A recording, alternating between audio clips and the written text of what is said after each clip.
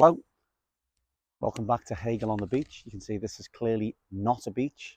This is a graveyard. This is a graveyard by close to where I live.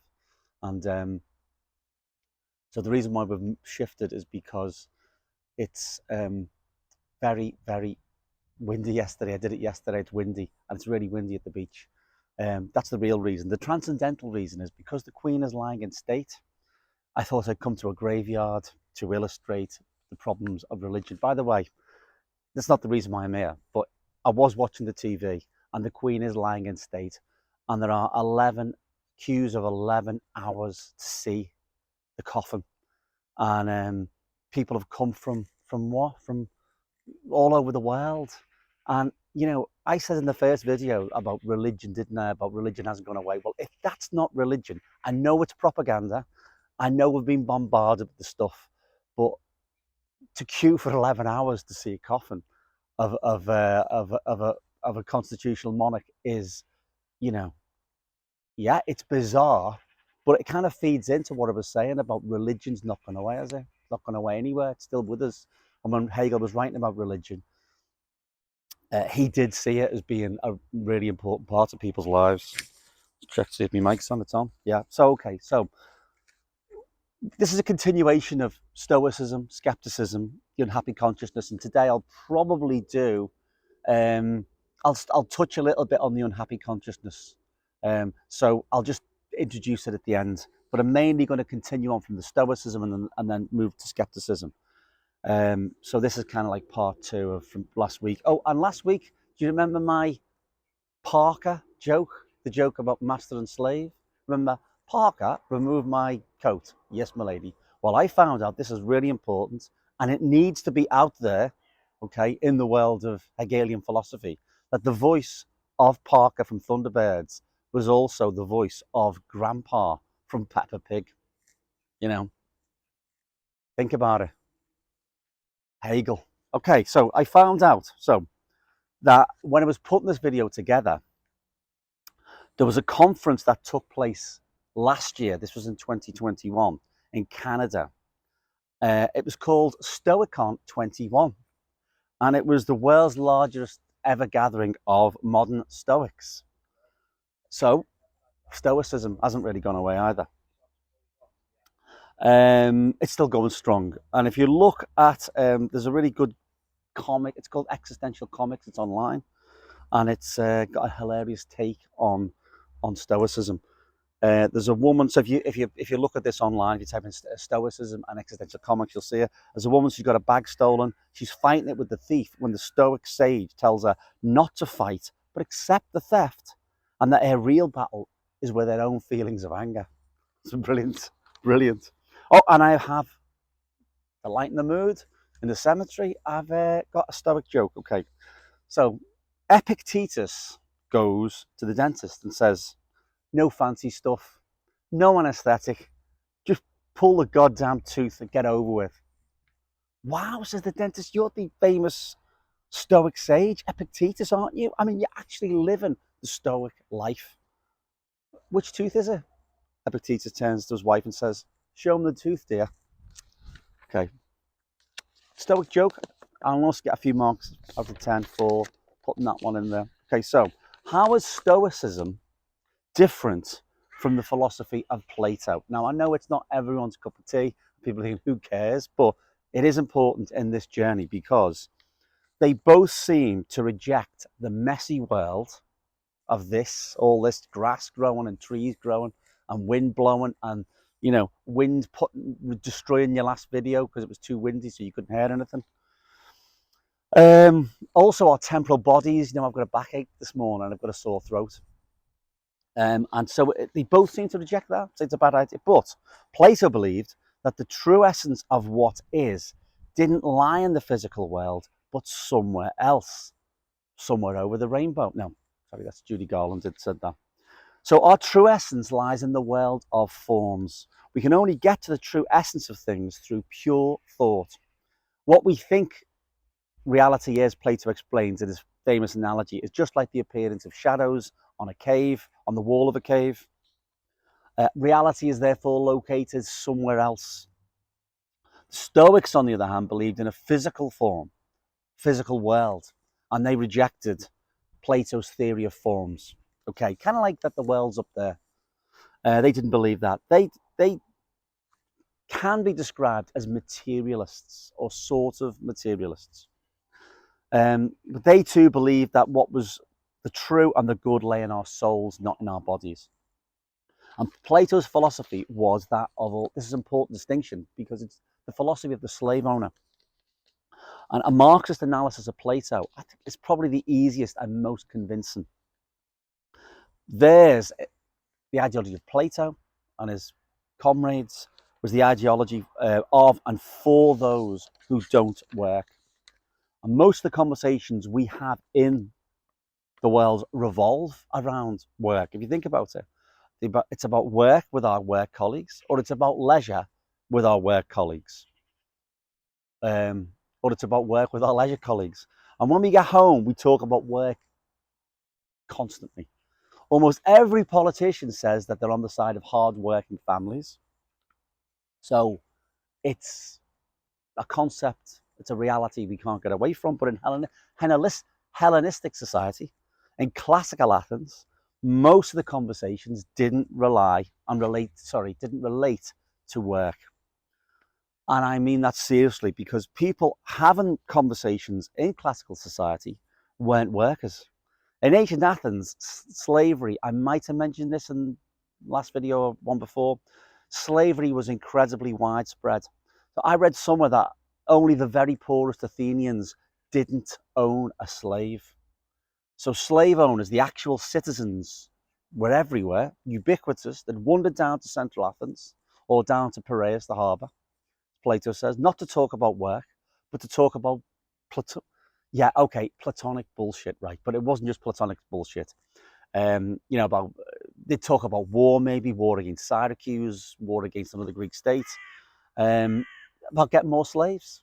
That would be the aim of their society, to have as many slaves as they possibly could to make life as enjoyable as possible, because they're the master. And whether we like it or not, that is the basis. Unfortunately, that is the basis of Western civilization, and it's the basis of you and me. That horrible world of slavery created the interiority, that we have today with this particular thing that we're doing. Political point here, and sure by now you all know I just love a political point. So many Western leftists don't recognize this horrible slave origin of who we are in Western civilization. It's like going on Ancestry.com or something like that and finding out that Himmler's your granddad. It's horrible, isn't it? But unfortunately, it's true. And I think these leftists, they want their politics like their morality, which is impossibly pure. They want their ideals born a bit like Athena from the head of Zeus. I'll repeat that, a card's just gone past. Like Athena, the head of Zeus, where she sprung straight from his head split open, and Athena was born. But the real world, unfortunately, is compromised. It's ugly. And in my view, philosophically, leftists, many of them, the majority of them, I think, retreat into this world of pure forms. Like peace, let's just have peace, or work, peace, equality, welfare. You can't disagree with it, can you? It's a bit like, triangles. You can't disagree with the existence of triangles. And also, unfortunately, there's an accompanying hatred of this historical legacy, the West, which, I hate too. I mean, who doesn't hate this slavery legacy? And it's still with us today, in physical form as well as in, spiritual or in philosophical form. It's still with us. But it's a general hatred of the West. And what that really means is I hate myself, because they can't really analyze. This is partly what this video is about, is trying to say that the world's messy. There's no single law, there's no God particle out there that's going to explain everything. Like with peace on it. It's going to have peace written on it, this God particle. So I think that these people are kind of like self-hating Platonists. If they kind of read enough to know that they were self-hating Platonists, they would be categorized by that little phrase. So the basis of Western civilization is still Plato. Male slave owners, privileged people in ivory towers with no work to do, having inspired cosmic thoughts.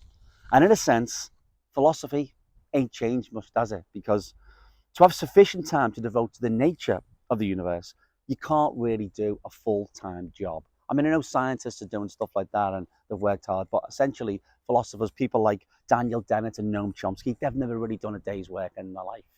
Um, and it's a mind-body problem, isn't it? So I'm doing this series of lectures because right. I am able to work. I've got a day off a week, and I've got a 6-week holiday. So this is my day off today. I'm doing this one. And also, when I was younger, I was in a position. I was lucky enough to go to university when I was younger, and I did political philosophy and so on. So that's why I'm fortunate. I've got a little window to do a tiny bit of this stuff, which I like doing. But it doesn't happen, does it? No one's got time. Everyone's busy. You've got the kids. You've got work. You've got all sorts of commitments that you've got to do. You've got to pay the mortgage and so on. And my brother was the first Glover in the Glover family to go to uni in the late 60s. So we come from a long line historically of illiterate or non-educated Glovers. Not stupid ones, I'm not saying that, but people who didn't have time to do stuff, to think anything other than how am I going to get the next meal. And that's only changed an instant ago. I mean, that's basically 1945, post-1945 welfare state. And even then, philosophy and politics at its highest level, you see who does it. People like Macron, where do they come from, Johnson, and so on. It's the activity, kind of ancient Athens, of workers working and masters thinking, which is kind of Platonism. So even though the philosophy people think it doesn't really, well, Platonism's dead, Aristotelianism took over, and this other analytical philosophy. No, it's here.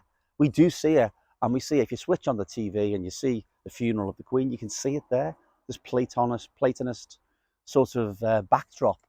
So it's within us and it's everywhere. Stoicism, on the other hand, yes, Stoicism is different. Although it rejects the body, it emerges from the experience of slavery. And it is a noble attempt to find a way out. It never does. Stanford Online Philosophical Dictionary, which is really useful at times, the entry for Stoicism says that Stoicism, quote, tells you how you should regard death, suffering, great wealth, poverty, power over others, and slavery. In the political and social context of the Hellenistic period, where a person could move between these extremes in very short order, Stoicism provided a psychological fortress. The master doesn't really accept the recognition of a slave because he's a thing. But the slave has this inner world, which we described last time, I think, and the master's got no access to it. And that's kind of an attractive thing. And you can see how even masters would be jealous of this kind of interiority of the slave able to make stuff and then think about stuff and think about his relationship to the thing and his relationship to the master in this like unusual triad. Anyway, Stoicism, we haven't done with it, but we'll probably end up returning. But moving on to skepticism, which was Sextus Empiricus. And if you remember video 1, he doubts everything.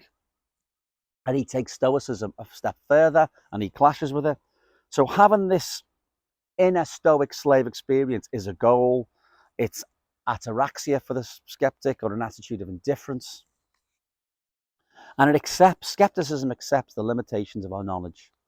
Because we can't know anything for sure, we need to suspend judgment. We talked about that, didn't we? I think video 1 or 2 about Hegel's skeptical method.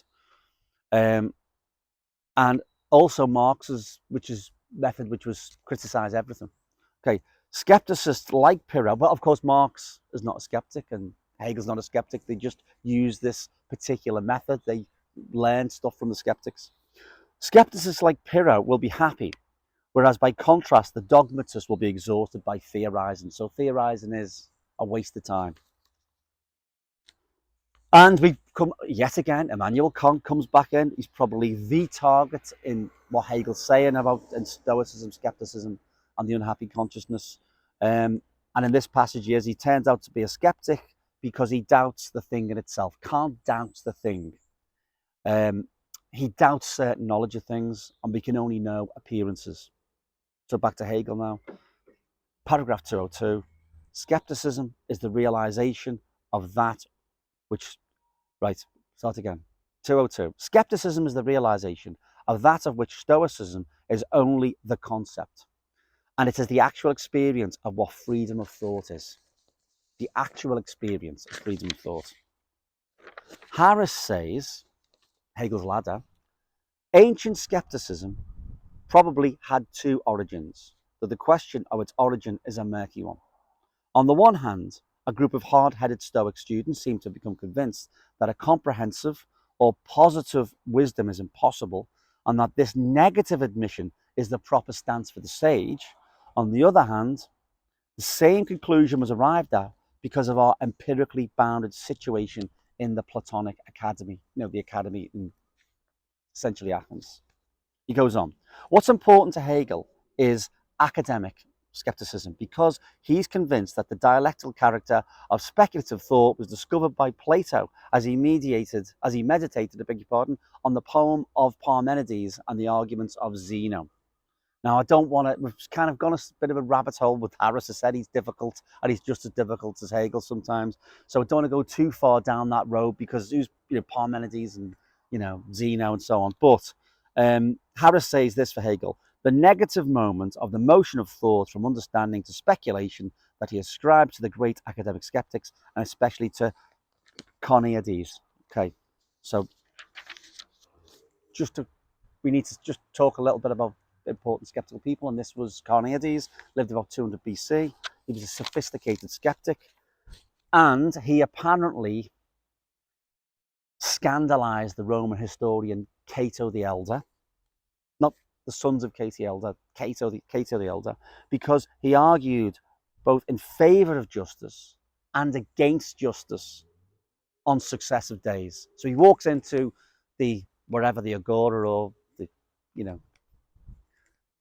the Piraeus, the harbour, whatever, and he starts, justice is a great idea. I absolutely believe in it. It's wonderful, great. Next day, you know what? Justice is a waste of time. So he probably did it as an academic exercise, but nevertheless, that is skepticism. That is one of the forms of skepticism, and that's why Cato the Elder was really annoyed with it. Incidentally, Cato the Elder, really interesting thing about Cato the Elder, he lived about the same time, contemporaneously to Carneades, and he might even have met him. I don't know, but he might have met him. But he was the guy, Cato the Elder was the guy who famously demanded, I'm going to do a Latin, Carthagio delenda est. He said, Carthage must be destroyed. So he was a kind of a man's man. He didn't have any time for sophisticated Greeks and philosophy. And he was a tough, plain-speaking sort of politician, soldier. He wrote books on soldiery, gardening. No philosophy, practical stuff. But he did kind of have a point. You could see if people are arguing, both sides of the same coin on the same day, it is really frustrating, and it's how do you get a grip on the world? And he was just one thing on the Greeks. He was appalled by the Greeks. He was from a poor background, actually, Cato. And he wrote this piece of advice to his son, right, which is this: in due course, my son Marcus, I shall explain what I found out in Athens. So he must have been to Athens. About these Greeks, and demonstrate what advantage there may be in looking into their writings, while not taking them too seriously. They are a worthless and unruly tribe. Take this as a prophecy. When those folk give us their writings, they will corrupt everything. So that's Cato the Elder. So Carneades is important as a skeptic because he explains that certainty is impossible. And we've touched on this in the past. And we've always got to suspend our judgment. We should be guided by the probable. A certainty can't exist. And probabilism holds that in the absence of certainty, plausibility or truth likeness is the best criterion. So So I said it with Hegel on the beach. We're not here today, and it's a backdrop of the real beach is behind me. But anyway, but it's not plausible, is it? It's not likely. So Carneades has got a great point there. But anyway, It's the best criterion, the best fit. So Stoicism observes that everyone is a rational being. It's a universal doctrine. So it's a very attractive, cosmopolitan world doctrine. And we can see that to a certain extent, implicit in it is the equality of the human. And bodily existence is a form of slavery. And if we say that even the physical pain of being punched in the face is an evil and we don't like it, we're agreeing to be slaves. In our heads, we're agreeing to be slaves. So we need to leave the sense world behind of our own free rational act. So, you know, I made the joke about when the guy snatches your purse, you've got to make that choice. Go to the Stoics. Don't fight back. Accept it. Harris says this: skepticism achieves the reality of independence and of the release. It also already enjoys the advantage of what Stoicism has achieved conceptually, since it is free thought that has become conscious of its independence. Hume's reduction of the necessity of causality to custom is the authentic spirit of Carneades. So, you know, probability, most likely to happen, but we can't know anything. Causality as well. There's no such thing as causality. So I want to quote freely from Stanley Rosen's Hegel, An Introduction to Wisdom. Okay, so Rosen was a Platonist, and this particular thing is discussion of Stoicism, skepticism is great. Okay, so I'm not going to. I'm just a few quotes. He says, "We have now arrived at the threshold of history in the proper sense.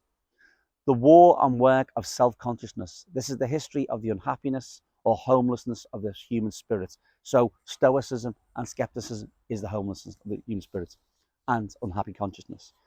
The slave becomes a Stoic. According to Hegel, this is Rosen, according to Hegel, Stoicism is the first philosophical response to universality.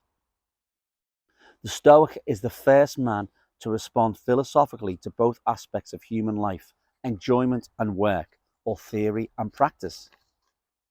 And this from Rosen is like pure Karl Marx, I think. Self-consciousness, we recall, originates in dread before death. The consequences of this dread for the slave is work. At first, the slave conceives of himself. I'll wait for this car to go past. Okay. At first, the slave conceives of himself as an instrument to the will of the master, and so as dependent upon him, but also as limited by those objects of the external world, even those that he produces himself. The slave is alienated from his own essence as it is contained in the products of his labor. So that is Marx and alienation, isn't it? As far as I'm concerned, that's a really good analysis. The presence of physical labor, the moment of difference within mental freedom, and the moment of unity in the Stoic are all exhibited in the transformation of the Stoic into the skeptic. The Stoic is born in an incomplete but nevertheless genuine human experience of work, and gives rise to the skeptic as the virile expression of his own incertitude. Stoicism and skepticism coexist, as do mastery and slavery. So whereas Platonism is the repudiation of work by a master, Stoicism is the denial of its significance by a slave. Also a bit more from Rosen. Stoicism then is the first effort of the slave to transform himself into a master, but by dreaming, he remains within the horizon of Platonism. The essence of the whole is for him thought separated from life. It is the concept of freedom, but not freedom itself.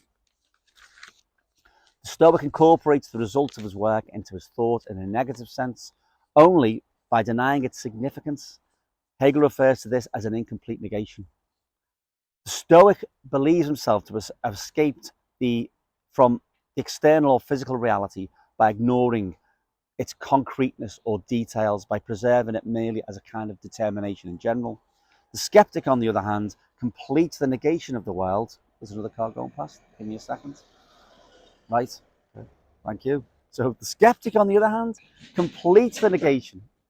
He completes the negation of the world initiated by the Stoic by actually working out the determinations of the world in the negative work of analytic thinking. The skeptic destroys the significance of thinking as the Stoic does not. So, and finally, this is part of the same chapter, but I'm going to touch on the unhappy consciousness. I'm going to do it next week, detail. But finally, the unhappy consciousness, or the essential structure of European history until Hegel, is the recognition by skepticism of its internal scission. European man, caught in the dialectic I am now describing, is a nihilist whose consciousness is alienated from its essence. The unhappy consciousness emerges in the conflict between Stoic and skeptic. So, okay, that's skepticism done. I'm not going to go over it again for the time being.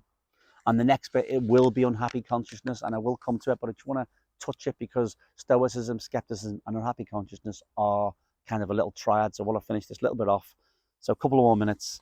So Rosen says that modern Europe is born from the work of the slave seeking to rediscover his master, and something I will talk about next week.